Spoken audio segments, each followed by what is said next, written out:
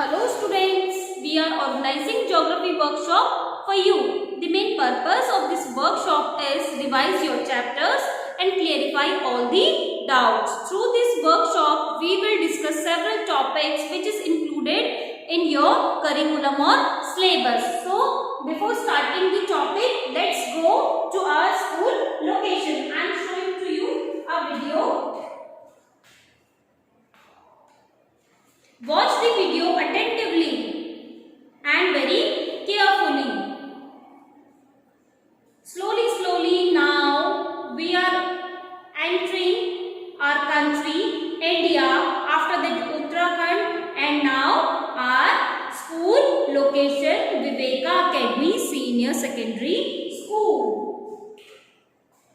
Our first topic, environment. What is environment? Whatever you see in your surrounding are called environment. यानी कि आप अपने surrounding area में जो भी देख रहे हो वो सब क्या है? Environment है. And environment is everything that is around us, which include both living and non-living things such as soil, water, animals and plants. यानी कि environment क्या है? Environment सारी things को, everything को include करता है, चाहे वो living things हो, चाहे फिर वो non-living things हो, जो कि क्या है हमारे चारों ओर है. फॉर एग्जाम्पल जैसे सोइल, वाटर, एनिमल, प्लांट्स, ये सब क्या है हमारे एनवायरमेंट है. It is nature's gift that help in nourishing the life. ये क्या है? एक नेचर का गिफ्ट है जिससे क्या है हम अपनी लाइफ को इजीली क्या कर सकते हैं? सस्टेन कर सकते हैं या फिर नरिश कर सकते हैं. Environment is our basic life supporting system. जो एनवायरमेंट है ये हमारा क्या है? लाइफ सपोर्टिंग सिस्टम है. नाउ अब यहाँ पे एनवायरमेंट के क्या है? 3 कंपोनेंट्स है. There are 3 main components of environment. First component is natural environment, second one is human made environment and third one is human environment. We will discuss them one by one. First, natural environment. Natural environment. Land, air, water, and living organisms all together comprises the natural environment. यानी कि land, air, water और living organism. यानी living organism है आपके plants and animals. Plants and animals. ये सब मिलके क्या बनाते हैं? Natural environment. क्या बताया मैंने आपको कि लैंड, एयर, वाटर और जितने भी हमारे लिविंग ऑर्गेनिज्म है ये सब मिलके क्या क्रिएट करते हैं? नेचुरल एनवायरनमेंट को क्रिएट करते हैं. Now second one is human made environment. What is human made environment? Activities, creation and interaction among human beings are called human made environment. यानी कि ह्यूमंस के बीच में जो भी इंटरेक्शन हो रहा है उसके थ्रू जो भी एक्टिविटीज जो हो रही है ह्यूमन के थ्रू उनको क्या कहते हैं? ह्यूमन मेड एनवायरनमेंट कहते हैं. फॉर एग्जांपल अब ह्यूमन क्या कर रहा है?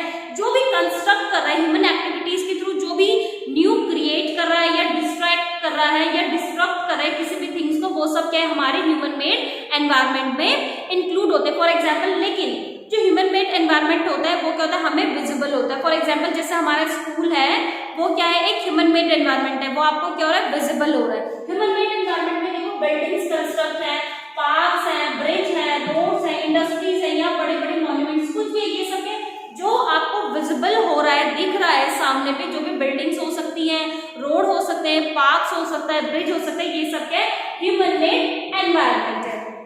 Now third one is human environment. अब ये ह्यूमन एनवायरनमेंट क्या है? जैसे देखो नेचुरल एनवायरनमेंट में हमने बात की, ये क्या नेचर का गिफ्ट है. इसको किसी भी ह्यूमन ने क्रिएट नहीं किया. ये क्या नेचर का गिफ्ट है, ठीक है, या गॉड गिफ्ट है. सेकंड है human made environment. Human made environment देखो ह्यूमन की एक्टिविटीज के थ्रू क्या होता है? क्रिएट होता है या कंस्ट्रक्ट होता है जो हमें विजिबल होता है. फॉर एग्जाम्पल आपको रोड विजिबल हो रही है, ये किसने बनाई है? ह्यूमन ने बनाई है. आपको अपना स्कूल विजिबल हो रहा है, ये किसने बनाया? किसी ह्यूमन ने बनाया. रोड्स है, पार्क्स है, ये सब के ह्यूमन ने कंस्ट्रक्ट किए. लेकिन जो थर्ड है what is human environment? Human environment बेटा कोई एक ऑब्जेक्ट नहीं होता कि मैं आपको ये शो करूंगी ये मार्कर है, ये मार्कर है, इसको मैं ह्यूमन एनवायरनमेंट बोलूंगी. नहीं, ये ह्यूमन एनवायरनमेंट नहीं है, ये ह्यूमन मेड थिंग्स है बट ये ह्यूमन एनवायरनमेंट नहीं है. ठीक है, तो जो ह्यूमन एनवायरनमेंट है ये देखो बेटा हमारी वैल्यूज, कल्चर्स या फीलिंग से क्रिएट होता है. जैसे फॉर एग्जाम्पल जैसे ये रिलीजन है. रिलीजन क्या है? किसी गॉड ने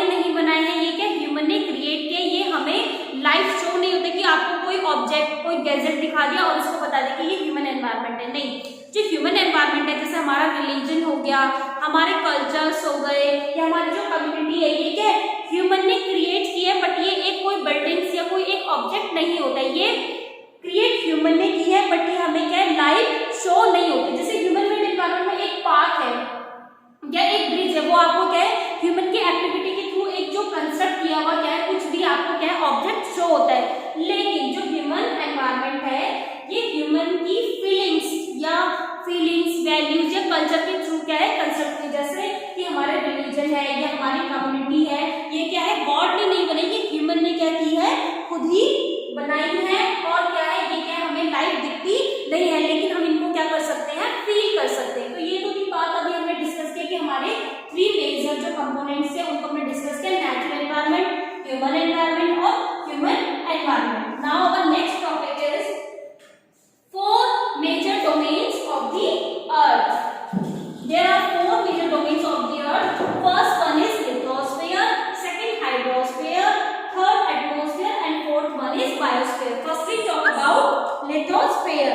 Lithosphere is the solid portion of the earth. जो lithosphere है वो अर्थ का क्या है solid portion है, which is made up of minerals and rocks and covered by the thin layer of soil. यानी कि जो हमारा लिथोस्फीयर है वो मिनरल्स और रॉक से क्या है मेडअप है, बना हुआ है, और सोइल की थिन लेयर से क्या है ये क्या है कवर्ड है।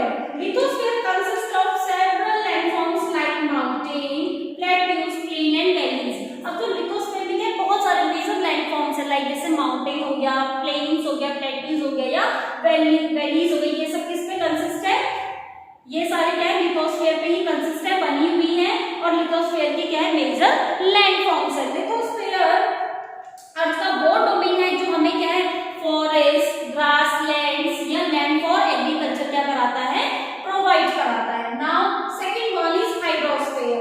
Hydrosphere it comprises various sources of water and different type of water bodies. यानी कि जो हाइड्रोस्फीयर है उसमें क्या है डिफरेंट, ये किससे कंप्राइज है different kind of water bodies से, लाइक जैसे river, seas, ocean, lakes, pond, ये सब क्या है हाइड्रोस्फीयर के अंदर ही इंक्लूडेड है। और and it is very very essential for all living organism. यानी कि और ये क्या जितने भी लिविंग ऑर्गेनिज्म हैं उसके लिए क्या है बहुत ज्यादा एसेंशियल है, क्योंकि जो हाइड्रोस्फीयर है वो क्या हमें क्लीन ड्रिंकेबल वाटर क्या कराता है प्रोवाइड कराता है। Now third one is atmosphere. Atmosphere third one is atmosphere.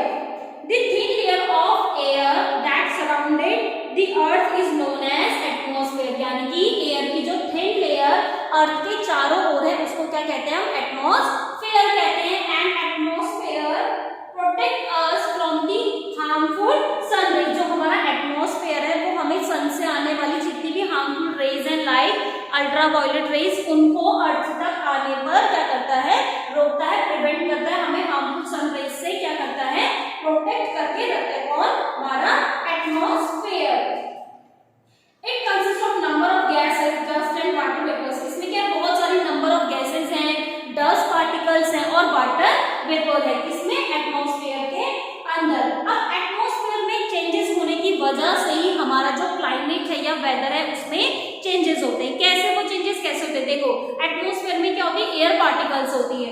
अब विंटर्स में क्या होता है ये एयर पार्टिकल्स क्या हो जाते हैं बहुत ज्यादा हॉट हो जाते हैं, जिसकी वजह से क्या होती है एनवायरनमेंट में हीट होती है, जिसको तब क्या होता है उस टाइम में क्या होता है जैसे अभी मैंने बताया कि समर्स में क्या होती है एयर पार्टिकल्स बहुत ज्यादा हॉट होती है, जिससे क्या है हम हॉट फील करते हैं विंटर्स में, ऐसे सॉरी समर्स में। ऐसे ही विंटर्स में क्या होता है एयर पार्टिकल्स हॉट हो जाते हैं, जिससे हमारा एनवायरनमेंट कैसा हो जाता है कोल्ड हो जाता है। तो एनवायरनमेंट में सॉरी एटमॉस्फेयर में चेंजेस होने की वजह से ही क्या होता है हमारा जो क्लाइमेट है और वेदर क्या होते हैं चेंज होते हैं। अब देखो अभी हमने 3 स्फीयर्स की बात करी, लिथोस्फीयर की बात करी, हाइड्रोस्फीयर की बात करी और एटमॉस्फेयर की बात करी। हमारी लाइफ में सस्टेन करने के लिए लिथोस्फीयर भी बहुत एसेंशियल है, हाइड्रोस्फीयर भी बहुत एसेंशियल है और एटमॉस्फेयर भी क्या है बहुत एसेंशियल है। ऐसे नहीं है कि हम सिर्फ क्या है लिथोस्फीयर में ही अपनी लाइफ को सस्टेन कर सकते हैं। फॉर एग्जांपल अगर मैं आपसे कहूँ कि आप लिथोस्फीयर में रहे, आपको एयर की नीड नहीं है, आपको वाटर की नीड नहीं है, तो क्या हम सस्टेन कर पाएंगे?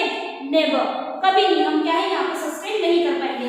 या फिर अगर मैं आपसे कहूँ कि आप सिर्फ वाटर में ही रहिए, सीज में रहिए, ओशंस में रहिए, आपको वाटर नहीं चाहिए, आपको लैंड फॉर एग्रीकल्चर नहीं चाहिए, आप सिर्फ वाटर में रह के क्या करो, सस्टेन करो, तो ये भी पॉसिबल नहीं है। या फिर अगर आपसे कहा जाए आप सिर्फ एयर में रहो, हम एक बर्ड तो है नहीं कि हम या फिर हम कोई गैस तो है नहीं जो हम सिर्फ एटमॉस्फेयर में ही सस्टेन कर सकती है, हमें क्या चाहिए, ड्रिंकेबल वाटर भी चाहिए, रहने के लिए ह्यूमन सेटलमेंट्स भी चाहिए जो कि क्या है लिथोस्फीयर में। इसीलिए हमें क्या ये जो तीनों स्फीयर है, लिथोस्फीयर,